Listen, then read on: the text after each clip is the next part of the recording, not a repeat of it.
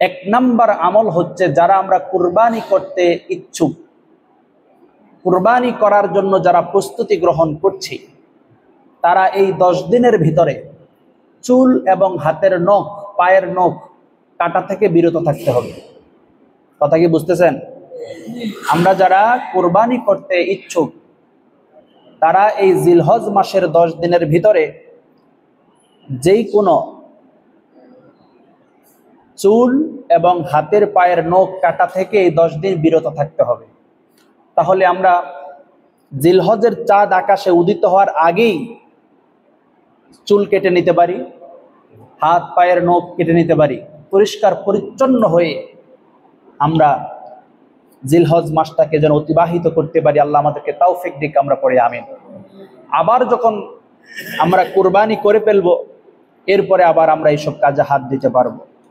2 number কাজ হচ্ছে তাহলিল। তাহলিল আমরা বেশি করে পড়ব এই 10 দিনের ভিতরে। অনেকের প্রশ্ন জাগে, হুজুর তাহলিল কি?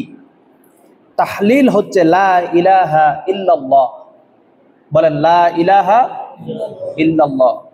এরপর হচ্ছে তাহমিদ। তাহমিদ কি? তাহমিদ হচ্ছে আলহামদুলিল্লাহ, আলহামদুলিল্লাহ, আলহামদুলিল্লাহ পড়া। এরপর হচ্ছে তাকবীর, আল্লাহু আকবার, আল্লাহু আকবার, আল্লাহু আকবার। এই তাকবীরগুলো দিয়ে এই পুরো 10 দিন মুখরিত করে রাখা। এই 10 দিন আমরা পড়ব লা ইলাহা ইল্লাল্লাহ, আমরা পড়ব আলহামদুলিল্লাহ, আমরা পড়ব আল্লাহু আকবার। এটা এই 10 দিনের আমল। কথা কি বুঝতেছেন? 3 নাম্বার হচ্ছে নফল সালাত বেশি করে আদায় করা। আমরা রমাদানে অনেক নফল নামাজ পড়ার চেষ্টা করেছি। যখন ওই সাহারি খাওয়ার জন্য উঠেছি, তখনই চেষ্টা করলাম 2 রাকাত পড়ি, 4 রাকাত নফল আদায় করি, 6 রাকাত, 8 রাকাত আমরা বিভিন্নভাবে পড়ার চেষ্টা করেছি। কিন্তু অনেকেই আছি আমাদের মাঝ থেকে রমাদান বিদায় নেওয়ার পরে আজও পর্যন্ত একদিনও নফল পড়া হয় না শেষ রাতে, ঠিক কিনা বলেন?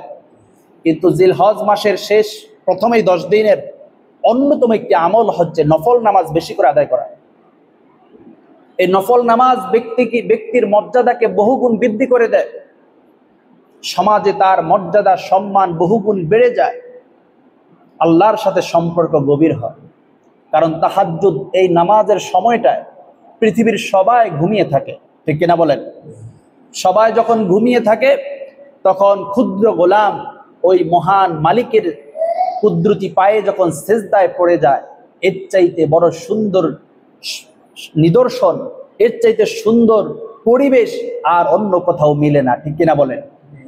বলুন তো, প্রেমের সম্পর্ক এটা কি মানুষ এই পত্রিকায় বিজ্ঞপ্তি দিয়ে প্রেম করে নাকি গোপনে করে? খুব গোপনে করে। গোপনে যদি প্রেমের সম্পর্কে কেউ লিপ্ত হয়, এটা খুব ভালো জমে। ঠিক পৃথিবী যখন ঘুমিয়ে যায়, আপনার আপনজন পরিবারের সদস্যরা যখন ঘুমিয়ে যায়, ঠিক তখন যদি আমরা 2 রাকাত, 4 রাকাত, 6 রাকাত নফল নামাজের ভিতরে আমরা আল্লাহর সাথে কথা বলার চেষ্টা করি, তাহলে কি হবে? আল্লাহর কাছাকাছি হওয়া যাবে, আল্লাহর সাথে সম্পর্ক আমার আপনার গভীর হবে। এটার অন্যতম একটি সুযোগ হচ্ছে জিলহজ মাসের প্রথম 10 দিন। সুবহানাল্লাহ পড়েন। আমরা ইনশাআল্লাহ মিস করব না, পড়ি ইনশাআল্লাহ। এরপর হচ্ছে সিয়াম। এই জিলহজ মাসের এই 10 দিনের ভিতরে আমরা নফল সিয়াম অর্থাৎ রোজা রাখবো। এটা অনেক মা বোন এটা রাখে। আমরা যারা পুরুষ আছি আমাদের মধ্যে অনেকে রাখে, যদিও সংখ্যায় কম, কিন্তু না, আমরা সকলেই এই জিলহজ মাসের এই প্রথম 10 দিনের ভিতরে নফল রোজা বেশি রাখার চেষ্টা করব, পড়ি ইনশাআল্লাহ। এরপর হচ্ছে সাদাকা। আমরা সাদাকা বেশি করে করব। আমরা সাদাকা বেশি করে করব, দানের হাতকে প্রশস্ত করে দেব। সম্মানিত হাজিরিন, যারা হজ করতে যায়, দেখবেন হাজী সাহেব হজ করে আসার পর বলে, অকল্পনীয় পরিবেশ দেখে এসেছে হজে গিয়ে, মানুষ শুধুমাত্র খাওয়াইতে ব্যস্ত, ঠিক কিনা বলেন? যারা গিয়েছেন তারা জানেন যে খেজুর, জমজমের পানি, অন্যান্য খাবার একে অপরকে খাওয়ানোর জন্য তারা পেরেশান হয়ে যায়, খাওয়াইতে পারলেই তারা খুশি হয়ে যায়, ঠিক কিনা বলেন?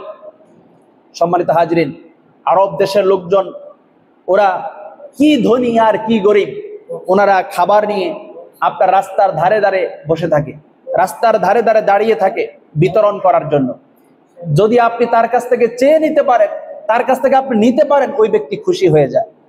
সুতরাং এই জিলহজ মাসের প্রথম 10 দিন সাদাকা করার, দান করার মতো ফজিলত অনেক বেশি। এই জন্য তারা এভাবে অন্যকে খাওয়ানোর জন্য ব্যস্ত থাকে, পেরেশান থাকে, সর্বোচ্চ চেষ্টা করে অন্যকে খাওয়ানোর জন্য। তো আমরা যেহেতু হজে যাইতে পারি না, তাহলে আমরা এই 10 দিন আমার বাড়িতে থাইকা, আমার গ্রামে থেকে, আমার বাজারে থেকে, আমার এলাকায় থেকে আমি দানের হাতকে প্রশস্ত করব, যাতে করে হজে যাইতে পারি নাই কিন্তু অন্তত হজের সওয়াব যেন আমি বাড়িতে থেকে অর্জন করতে পারি। ঠিক এটাকে বলেন। সম্মানিত হাজরিন, এরপর হচ্ছে দোয়া করা। দোয়া মুমিনের জীবনে অসাধারণ এক হাতিয়ার। মুমিনদের কাছে যদিও কোনো অস্ত্র নেই, কিন্তু দোয়া হচ্ছে মুমিনের সর্বশ্রেষ্ঠ অস্ত্র। পৃথিবীর সকল ক্ষমতা যেখানে অকার্যকর, দোয়ার ক্ষমতা সেখানেই কার্যকর। পৃথিবীর সকল কারিশমা যেখানে শেষ, দোয়ার কারিশমা সেখানেই শুরু হয়ে যায়। সুবহানাল্লাহ পড়েন। আমাদের ইতিহাসে অনেক এমন আছে, রোগীকে ডাক্তারের কাছে নিয়ে যাওয়ার পরে ডাক্তার চিকিৎসা সেবা দিয়ে পরীক্ষা নিরীক্ষা করে বলছে এই লোকটা কয়েকদিন পর মারা যাবে, 3 দিন 3 মাসের মধ্যে মারা যাবে। কিন্তু দেখা গেছে ওই লোকটা 3 দিন আর 3 মাস কিসের, 10 বছরে লোকটা মারা যায় না। ঠিক কিনা বলেন? অবশ্যই এই লোকটির জন্য কেউ না কেউ দোয়া করেছে, হয় ওর মা অথবা ওর বাবা অথবা তার কোনো উস্তাদ অথবা তার কোনো আপনজন, কেউ না কেউ তার জন্য দোয়া করেছে। আর দোয়ার কারণে তার হায়াতকে আল্লাহ রাব্বুল আলামিন বৃদ্ধি করে দিয়েছে। সম্মানিত হাজরিন, এই দোয়ার পাওয়ার এত বেশি, যেটা আপনি মনে করেন অসম্ভব, কিন্তু দোয়ার মাধ্যমে সেটা সম্ভব। সুবহানাল্লাহ পড়েন। এই জন্য আমরা এই জিলহজ মাসের এই প্রথম 10 দিন বেশি বেশি দোয়া করব। নিজের দোয়াটা যদি আমরা কবুলযোগ্য করতে চাই, তাহলে অন্যের জন্য দোয়া করতে হবে। আমরা এত বখিল, শুধু নিজের জন্য দোয়া করতে ব্যস্ত। আল্লাহ আমাকে এটা দাও, আল্লাহ আমাকে এটা দাও, আল্লাহ আমাকে এটা দাও। কিন্তু আমার বিবির জন্য প্রয়োজন, আমার মার জন্য প্রয়োজন, আমার বাবার জন্য দোয়া করা প্রয়োজন, আমার ভাইয়ের জন্য দোয়া করা প্রয়োজন, আমার প্রতিবেশীর জন্য দোয়া করা প্রয়োজন, আমার উস্তাদদের জন্য দোয়া করা প্রয়োজন, আমার ক্লাসমেটদের জন্য দোয়া করা প্রয়োজন, গোটা মুসলিম উম্মার জন্য দোয়া করা প্রয়োজন। গোটা পৃথিবীর আয়তন হচ্ছে 19,69,50,000 বর্গ মাইলের এরিয়া হলো গোটা পৃথিবী। গোটা পৃথিবীতে যত অমুসলিম আছে তাদের হেদায়েতের জন্য আল্লাহর কাছে দোয়া করা প্রয়োজন। তাহলে ফেরেশতারা বলবে, আল্লাহ দেখছেন আপনার এই গোলাম, সে শুধু নিজের জন্য চায় না, সে শুধু নিজের জন্যই চায় না, সে তার বাবার জন্য চায়, সে তার মার জন্য চায়, সে তার ভাইয়ের জন্য চায়, সে তার স্ত্রীর জন্য চায়, সে তার সন্তানদের জন্য চায়, সে তার পরিবারের সকলের জন্য চায়, সে তার সমাজের জন্য চায়, গোটা মুসলিম উম্মার জন্য সে চায়।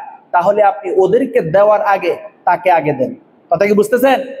এই জন্য তাদের দোয়া কবুল হওয়ার সম্ভাবনা বেশি থাকে যেই ব্যক্তি অন্যের জন্য দোয়া করতে অভ্যস্ত।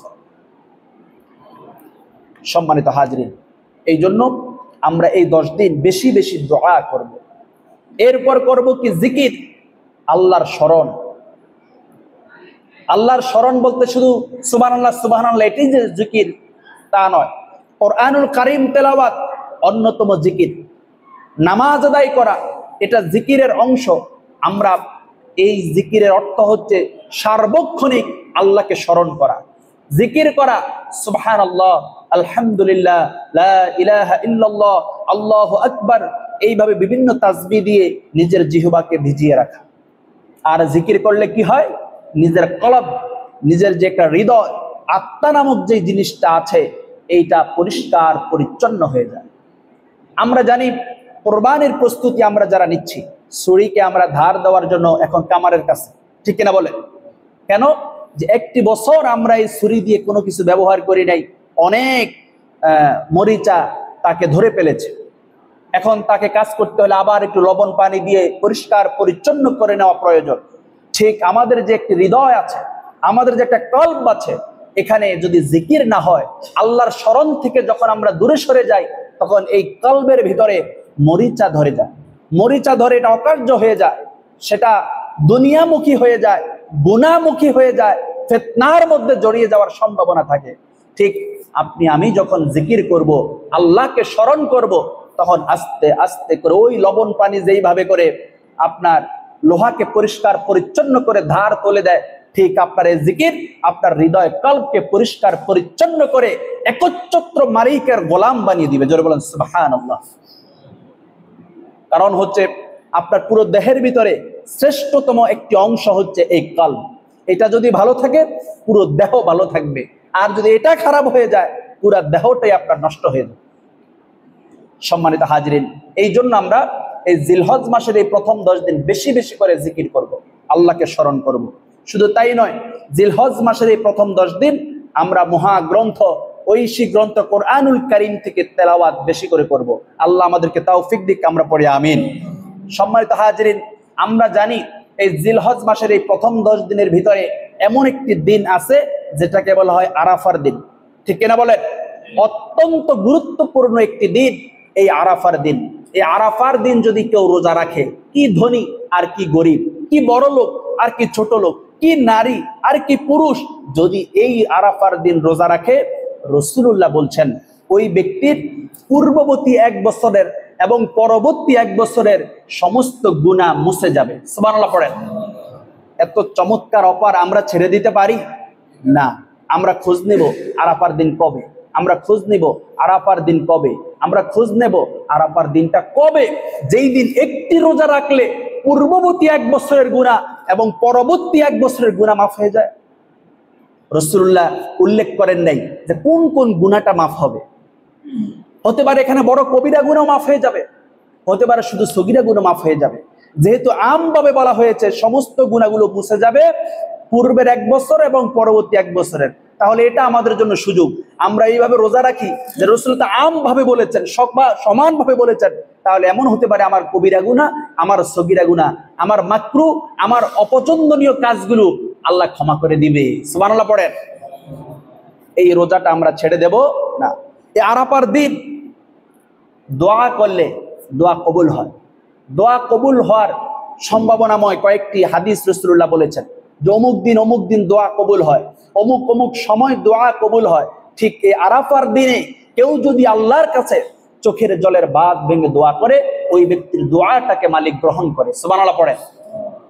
সম্মানিত হাজরিন, এরপরে দেখবেন আমাদের অনেক হাজী সাহেব হজে গিয়ে জমজমের পানি আনে কিনা, এনে বাড়ির লোকদেরকে হাদিয়া দেয়, অনেককেই হাদিয়া দেয়। কিন্তু এই জমজমের পানি পেলেই আমরা খুশিতে আত্মহারা হয়ে পানিটা পান করি।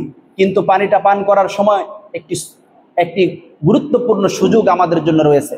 রাসূলুল্লাহ বলেছেন কেউ যদি জমজম পানি পান করার সময় মালিকের কাছে দোয়া করে, ওই দোয়াটাকে আল্লাহ রাব্বুল আলামিন ফিরিয়ে দেয় না। জোরে বল সুবহানাল্লাহ। তাহলে আমরা যদি এই সুযোগটা কোথাও পেয়ে যাই, কেউ যদি আমাকে একটু জমজমের পানি দেয়, আমি তার আগে পান করার আগে তালিকা করে নিতে পারি যে আমার এটা খুব প্রয়োজন, আমার এটা খুব প্রয়োজন। এইভাবে লিস্ট করে আমি জমজম পানি পান করার সময় যদি বলে আল্লাহর কাছে দোয়া করতে পারি, রাসূলুল্লাহ বলছেন ওই দোয়াটাকে কবুল হয়ে যাবে। সুবহানাল্লাহ পড়েন। চেষ্টা করবো তো ইনশাআল্লাহ। শুধু তাই নয়, অনেক হাজী সাহেব আছে সুযোগ পেয়ে যায় কাবার ভিতরে প্রবেশ করার। যদিও কাবা ঘরের ছাদের মধ্যে নামাজ পড়া নিষেধ, কিন্তু কাবা ঘরের যে কালো গিলাফ দিয়ে মোড়ানো যে ঘরটা, ওইটার মধ্যে সবাই ঢুকতে পারে না। ওইটার মধ্যে যদি কেউ ঢুকে আল্লাহর কাছে কোনো দোয়া করে, আল্লাহ রাব্বুল আলামিন ওই দোয়াটাকে ফিরিয়ে দেয় না। বলেন সুবহানাল্লাহ। এটা সবাই সুযোগ পায় না। পেয়েছিলেন আমাদের কোরআনের পাখি আল্লামা দেলওয়ার হোসাইন সাইদি রাহিমাহুল্লাহ। তিনি যখন প্রবেশ করলেন ভিতরে, তিনি দেখলেন কাবা ঘরের চতুর্দিকে লেখা আছে ফালিয়াবুদু রাব্ব হাযাল বাইত, এই মালিকের ইবাদত করো, এই ঘরের মালিকের ইবাদত করো। আল্লাযী আত'আমাহুম মিন জু', তোমার খাবারের কোনো সংকীর্ণতা হবে না। তোমার যখন ওই ক্ষুধা লাগবে তোমার খাবারের ব্যবস্থা করে দেওয়া হবে। ওয়া আমানাহুম মিন খাউফ, পৃথিবীর সবাই তোমাকে ভয় দেখাবে, কিন্তু নিরাপত্তার দায়িত্ব আল্লাহর নিজ হাতে গ্রহণ করবে। সুবহানাল্লাহ পড়েন। এই কাবা ঘরের ভিতরে গিয়ে তিনি দোয়া করেছিলেন, আল্লাহ আমাকে শাহাদাতের মৃত্যু দিও, আমাকে শাহাদাতের মৃত্যু দিও। এই দোয়াটা আমরা বাস্তবে প্রমাণ পাচ্ছি যে মনে হয় কবুল হয়ে গেছে, ঠিক কিনা বলেন? সম্মানিত হাজিরিন, এই কাবা ঘরের ভিতরে গিয়ে যদি কেউ দোয়া করে, ওই দোয়াটাকে কবুল করে নেওয়া হয়।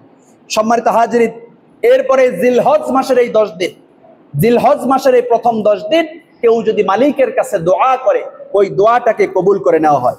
এই জন্য আমরা এই 10 দিন বেশি বেশি করে আমরা দোয়া করব, আল্লাহ যেন আমাদের পক্ষ থেকে দোয়াগুলোকে কবুল করেন, আমরা পড়ি আমিন। এরপর হচ্ছে 9 জিলহজ ফজর থেকে শুরু করে 13 জিলহজ আসর পর্যন্ত তাকবীর পড়া। কথা কি বুঝতেছেন? 9 জিলহজ ফজরের নামাজের পর থেকে শুরু করে 13 জিলহজ আসরের পর্যন্ত প্রত্যেক ফরজ নামাজের পরে এই তাকবীর পড়া, আল্লাহু আকবার, আল্লাহু আকবার, লা ইলাহা ইল্লাল্লাহ, ওয়াল্লাহু আকবার, আল্লাহু আকবার, ওয়ালিল্লাহিল হামদ। আমরা পুরুষেরা উচ্চ স্বরে পড়ব, মা বোনরা নিচু স্বরে পড়বে। প্রত্যেকের উপরে ফরজ, ওয়াজিব, এটা পড়তে হবে। কবে থেকে? 9 জিলহজ ফজর থেকে 13 জিলহজ আসর পর্যন্ত প্রত্যেক ফরজ নামাজের পরে, ফজরের 2 রাকাত ফরজ শেষ, সালাম ফেরানোর পর পরই পড়ব আল্লাহু আকবার, আল্লাহু আকবার, লা ইলাহা ইল্লাল্লাহ, ওয়াল্লাহু আকবার, আল্লাহু আকবার, ওয়ালিল্লাহিল হামদ। পুরুষরাও পড়ব, মা বোনরাও পড়ব। আমরা যারা পারি আমরা মা বোনদেরকে শিখিয়ে দেব। আল্লাহ আমাদেরকে তৌফিক দিক, আমরা পড়ে আমিন। এরপরে যারা এই জিলহজ মাসের সর্বশেষ যে আমলটুকু আমরা করার চেষ্টা করব, সেটা হচ্ছে যারা সামর্থ্যবান আছি আমরা কুরবানি করব। দেখেন, অনেকে আছি যে অন্যান্য সকল